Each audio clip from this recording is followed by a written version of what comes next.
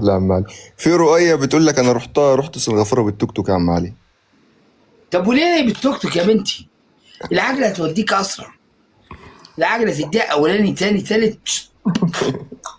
العجله احسن يا بابا. التوك توك ممكن الكاوتش يفرقع، ممكن يعطل عشان ده موتور، امال العجله رجليكي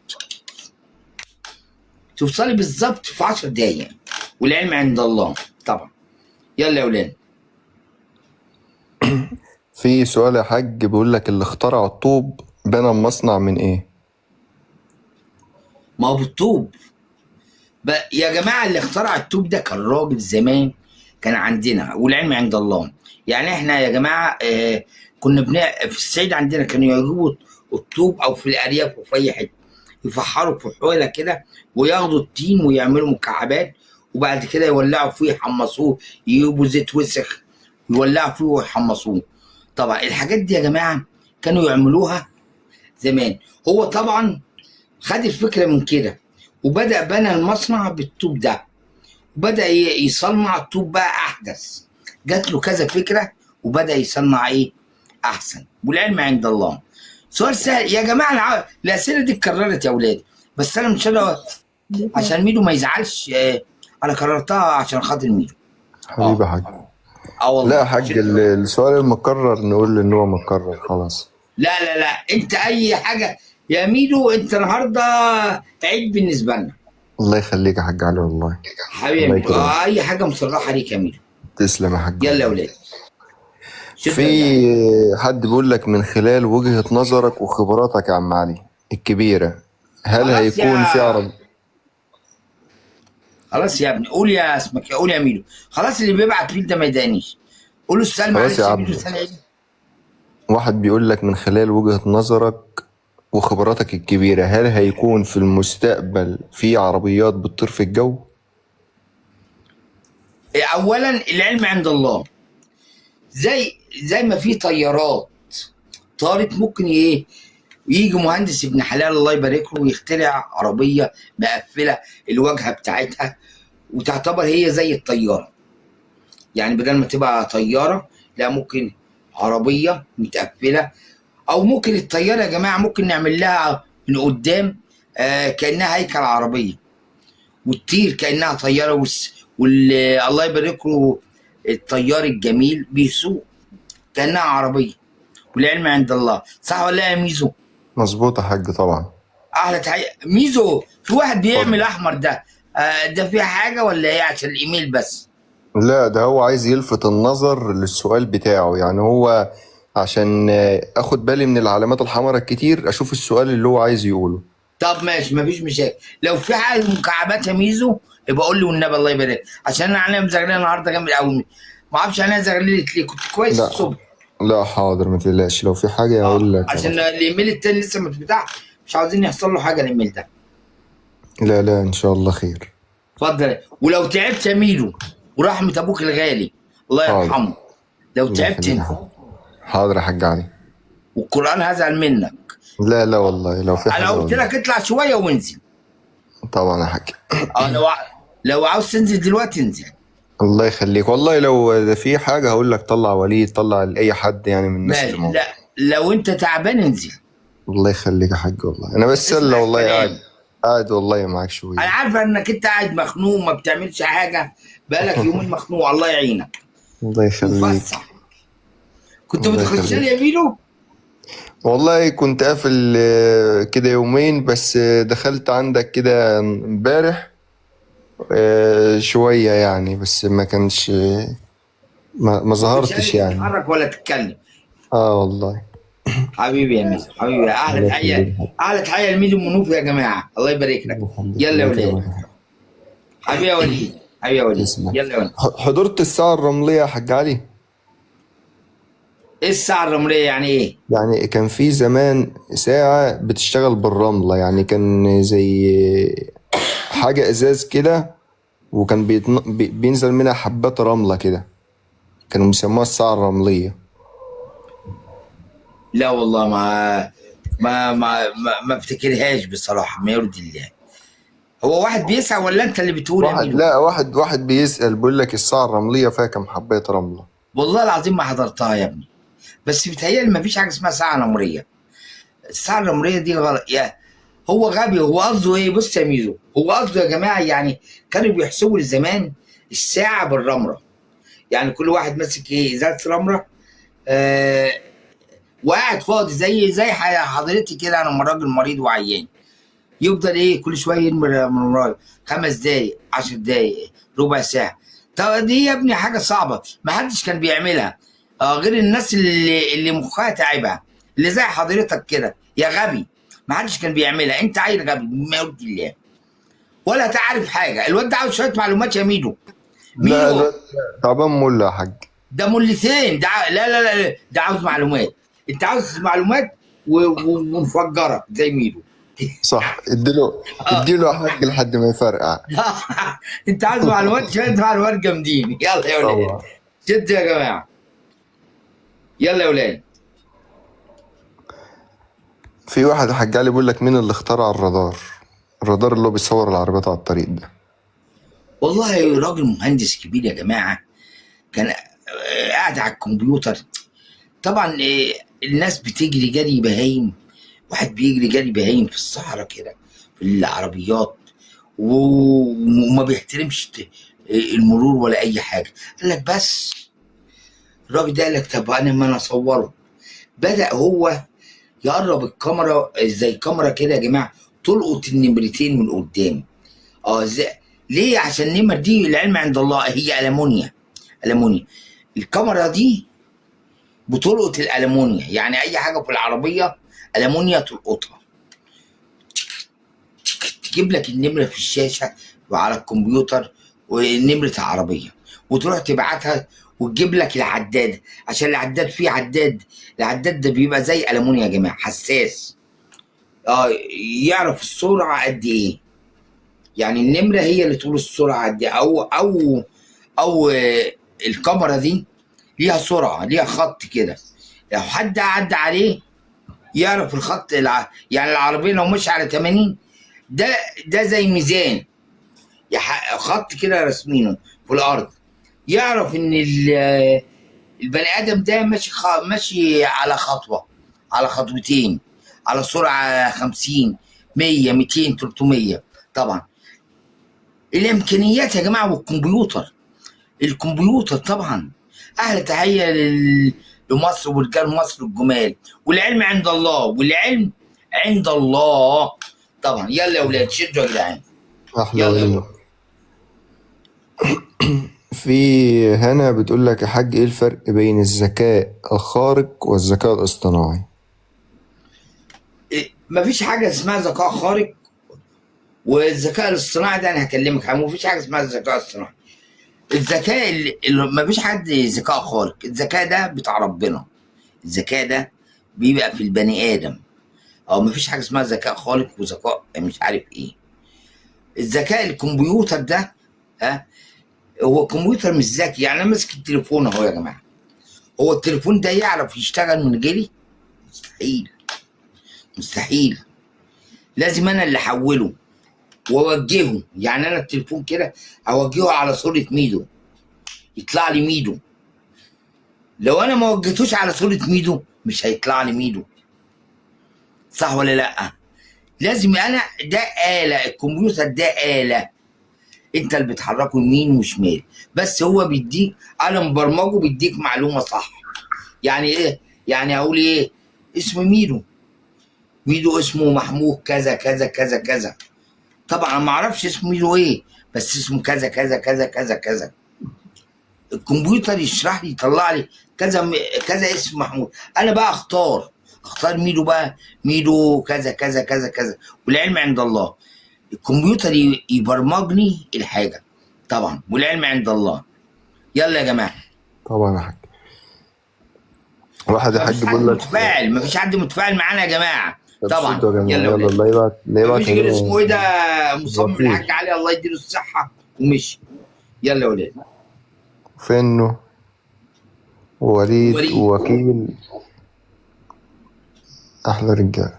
وكيل ده اسمه وكيل. وكيل وفي واحد حاطط صورتك يا حاج علي هنا، بيبعت هدية برضه، بيبعت ورد. اعمل له حظر يعني. لا لا، شكله محترم يعني. طب ونادين؟ خلاص. اعلى تحيه لنديم. نديم دي عسل قوي يا ميدو، خلي بالك. اعلى تحيه لنديم، محترمه قوي طبعا. بنت أحلى الجديده نديم. دي طبعا. حبيبتي أمير. احلى نديم طبعا. مصمم الحاج علي. انا حبيتها يا نديم دي زي بنتي. طبعا وأحمد. اعلى تحيه لنديم يا جماعه طبعا. هنمشي منك يا نديم طبعا. بعتت لك قلبي يا عم علي. ما شفتوش والله يا ميدو. ويعني اعلى تحيه لنديم يا جماعه اللي بعتت لي اهو، لسه جاي اهو. سبحان وكريم بعت الله، لك انا ما اعرفش طاقية. مين ده. كريم كريم. كريم، اسمه كريم ايه؟ فاكر اسمه انا. حبيبي يا كريم. اعلى تحيه لنديم وكريم حبايبي. تسلموا لي يا أنا جماعه. شفت كريم ما شاء الله امبارح كان متفاعل تقريبا معاك كتير. اه لا لا، ميدو كان متفاعل معايا. كريم موسى. ايوه كريم موسى جدع، كريم موسى متفاعل اه. معايا. صراحه كريم متفاعل أيوة. معايا، الله يبارك له. اعلى تحيه لكريم يا جماعه طبعا. ونديم طبعا متفاعل معايا صح. يلا يا ولاد. أحلى كريم وأحلى محمد الأمير. حبيبي محمد يا امير طبعا. ومصمم عبد الحاج علي الرحمن. طبعا. مصمم الحاج علي. أحلى رجالة الحاج علي. حبايبي تسلموا لي يا رجاله، ولادي وحبايبي. يلا يا ولاد. يا جماعه انزلوا شوفوا اخر فيديو في الايميل الجديد القديم. اه الايميل العالي القديم بتاعي ده. ده الايميل الحاج علي ابو كروان الاحتياطي. الايميل الثاني الحاج علي ابو كروان مشاكل. بس هو ده. شوفوا الفيديوهات، انا عامل عليه فيديوهات، لسه عامل فيديو جميل يعني. طبعا لسه منزله، عامل من امبارح الصبح بس لسه منزله. يلا يا ولاد شدوا يا جماعه. ما شاء الله. لكل ظالم ناية. شكرا. أحلى لكل ظالم ناية. ورينا المصمم ده. مصمم الحاج علي. اه احلى متابعه يا مصمم الحاج علي. حوده حبيبي. أحلى حودة محترم محمود احلى حوده حاج علي. جميل. احلى متابعه ليك يا حوده.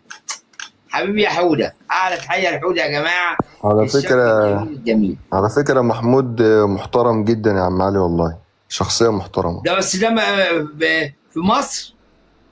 محمود كان في مصر وربنا كرمه إن شاء الله، وربنا يكرمه يا رب، وسافر الإمارات تقريبا. في الامارات صح. أيوه. اعلى تحيه للامارات يا جماعه عشان خاطر محمود اللي مشرفنا جوه وبره. حبيبي يا حوده. لا انسان جميل محمود قوي. عجبني بس اخر كوبليه بيقول لي ما تزعلش واللي انت عاوز انا اعمله لك. الله يبارك له حبيبي يا محمود.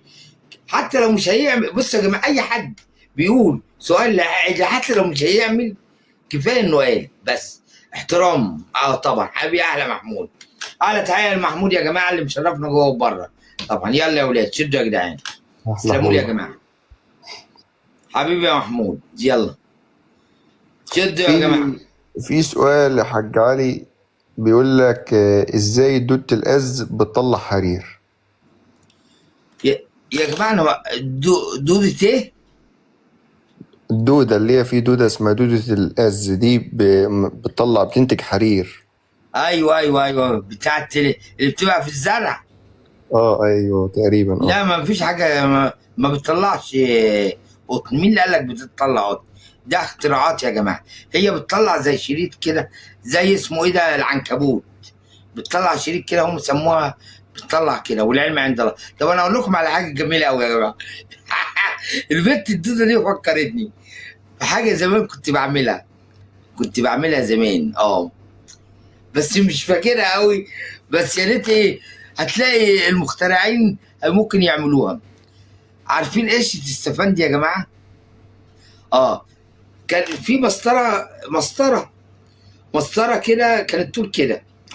كانت صغيره زمان. المسطره بتاعتنا كانت صغيره كده وبيضه.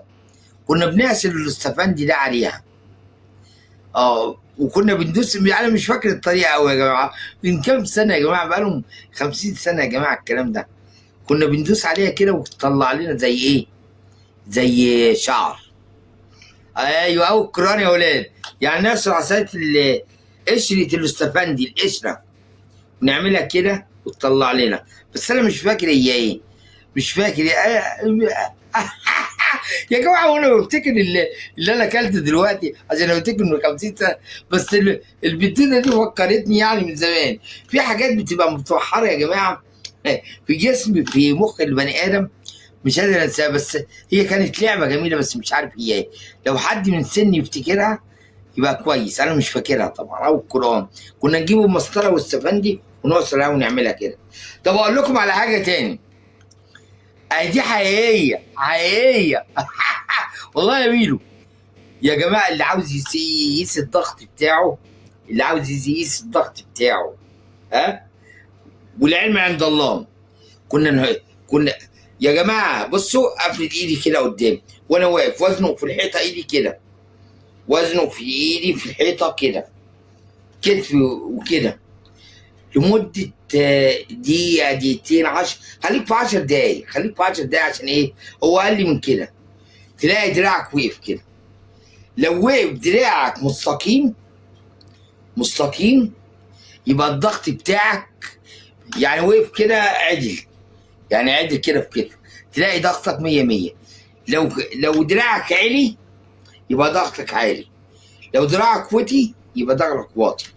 جربوها يا جماعه، انا كنت بجربها وانا طفل. ايوه كنت بجربها وانا طفل، والعلم عند الله. جربوها وقولوا لي ايه رايكم فيها بما يرضي الله. يعني واحد غبي دلوقتي يجربها وحياه ابوك يا جماعه. طب انا عاوز واحد وحياه ورحمه ابوكم وحياه ابوكم واحد يجربها دلوقتي وقول له ايه رايك. والقران ما فيهاش حاجه، يحط ايده كده.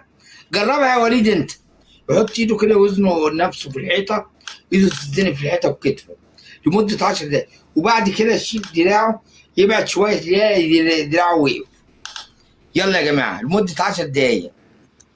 يلا انا حلفتك برحمه ابوك لو كنت عايز ابوك عايش ولا ميت طبعا. يلا يا ولاد، ولو كان ابوك عايش ربنا يخليه لك. اتفضل يا ميزو، يلا يا ولاد. وليدة يجربها يا حاج ويقول لنا رأيه في التجربة. والقران يا ولاد كنت بجربها زمان، حياة ربنا يا ميدو كنت بعملها. صادق يا حاج والله. بس وانا طفل صغير مش عارف دي كانت حقيقيه ولا ايه، لعبه ولا ايه معرفش حبيبي.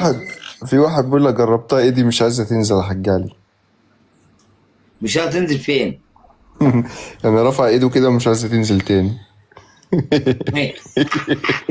يعني ايدك على الايد؟ ايوه باين كده. يا يا ايدك على. طب خلي امك تضربها باي حاجه ولا تنزلها، او مراتك، اي حد، اخوك، اي حد مهم نزلها. طب حرك صوابعك كده شوفهم بتتحرك ولا لا. الكلام ده غلط. لا لا لا خليه ينام بقى وايده مرفوعه يا حاج علي. بروح اقول لهم كده، اقول لهم عم علي هو اللي قال لي قلت ايه يا ابن السؤال ده؟ كنت والقران كنت بعملها وانا صغير طبعا. انت عملت ايه؟ انت عملت حاجه غلط طبعا. الزق نفسك في الحيط بكف ايدك كده تلاقي دراعك طلع كده. لو طلع في وسط كتفك يبقى انت ضغطك مظبوط، طلع فوق يبقى ضغطك عالي، وطي يبقى واطي، والعلم عند الله طبعا. يلا يا ولاد، والقران كانت لعبه جميله زمان.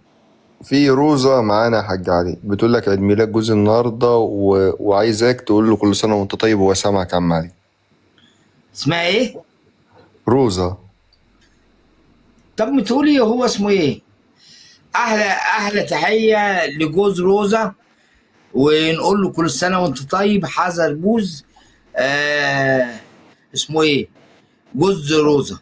يلا حبيبي احلى تحيه ليك يا رب، وكل سنه وانت طيب يا بابا طبعا. بعد الايام عقبال لما تجيب ال 50 سنه وال 60 سنه وال 70 سنه و100 سنه حبيبي. كل سنه وانت طيب طبعا حبيبي حبيبي حبيبي. اشكرك. يلا يا ولاد. الناس بتقول لك يا حاج علي نجرب دراعنا اليمين ولا الشمال ولا اي واحد دراع، اي دراع. بس انا حلفتكم لا تجربوه يا جماعه، يمين شمال اي حاجه. يلا يا ولاد شدوا يا جماعه.